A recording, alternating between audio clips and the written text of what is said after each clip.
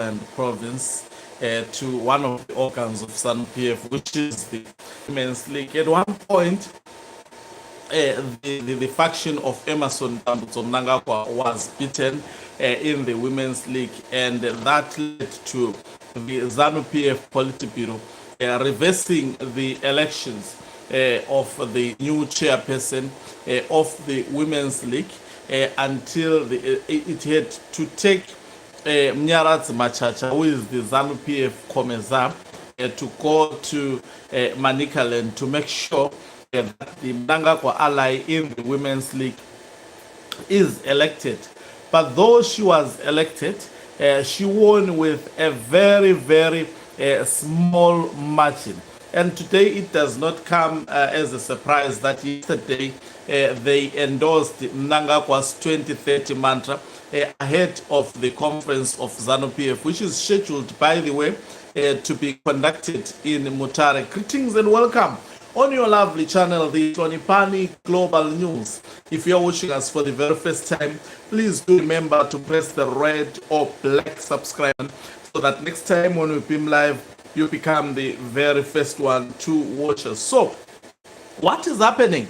Mnangagwa is saying preparations to the war veterans, and also to the Central Committee, but the Zanu PF structures and organs, as well as provinces, they are busy calling for the extension of Mnangagwa's term of office to 7 years, which if it is done, we will see Emerson Mnangagwa going as the president of the Republic for 7 years up to 2030.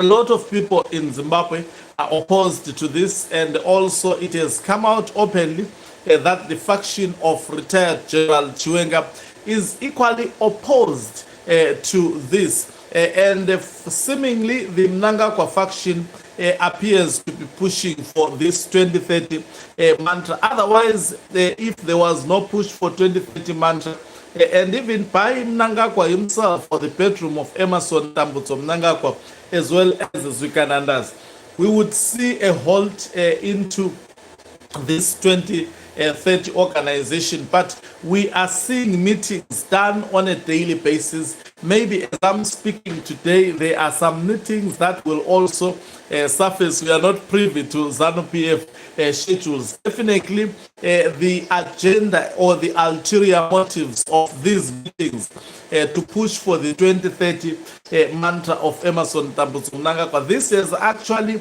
ripped Zanu PF apart, and I can attest to you that Zanu PF is going to its conference highly wounded, with the hope that, without hope that this would be a peaceful conference. I think I must attest that this stands to be a highly dramatic conference of Zanu PF. And as we are speaking at the moment, a lot of actually controversial actions are being recorded happening in Zimbabwe, which shows that it is not business as usual. It is not politics as usual.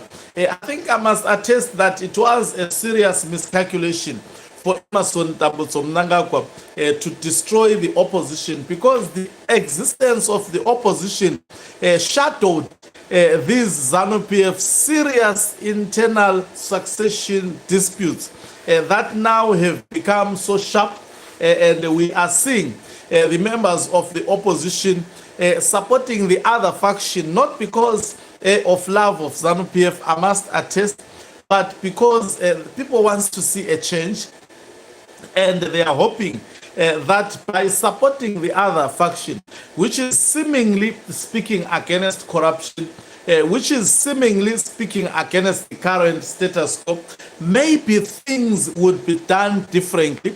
Maybe the country may be ruled or governed actually differently by this Zanu PF political party, and maybe opposition political parties may have a platform after to also effectively participate in an environment that is free, fair, and credible, unlike what it has been during the tenure of Robert Gabriel Mugabe, as well as also the tenure of Emmerson Mnangagwa. Thank you very much for watching us. If you're watching us for the very first time, please do remember to press the red or black subscribe button so that next time when we film live, guess what? You become the very first one to watch us. You can financially support this channel by pressing the join button and be part of our members who are the heartbeat of this channel.